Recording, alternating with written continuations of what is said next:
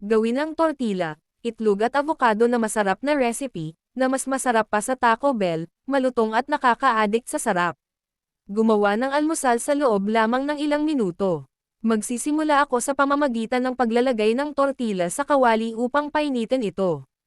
At bago ko makalimutan, ipaalam sa akin kung saang probinsya ka nanonood para mapadalhan kita ng espesyal na shoutout. Ngayong araw ang shoutout goes to Chelly Mayo mula sa Cagayan de Oro, at kay Yang na taga Zamboanga City, at kay Yan Lad watching from Bohol, at kay Cristabel from Nueva Villa at kay Liteñas Boy from Gentrias Cavite. I'm so happy na tinatangkilik nyo ang aming mga recipe. Ngayon kukunin ko ang tortilla sa kawali at itabi. Sa parehong pan maglagay ng olive oil. Pagkatapos ay ilagay ang white cheese, shape ito ng pabilog at hayaang maprito.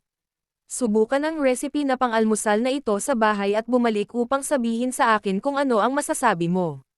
Sigurado akong magugustuhan mo ito at ng iyong pamilya.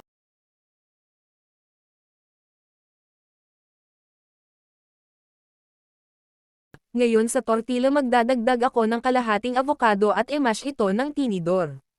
Ngayon ay lagyan natin ang katas ng kalamansi sa ibabaw, at ngayon sa kawali. Magdadagdag ako ng isang itlog.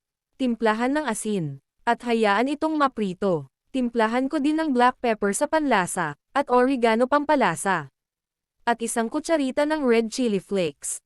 Kapag ang itlog ay naprito na, ilalagay ko ito sa ating tortilla. Guys, fold lang ang tortilla at mag-enjoy na sa pagkain. Ito ang perpektong kombinasyon at alam kong gusto mo din ito. Sabihin mo sa akin, ano ang paborito mong recipe ng almusal? Gusto ko ding malaman, please follow and like para updated kayo para sa ating next video.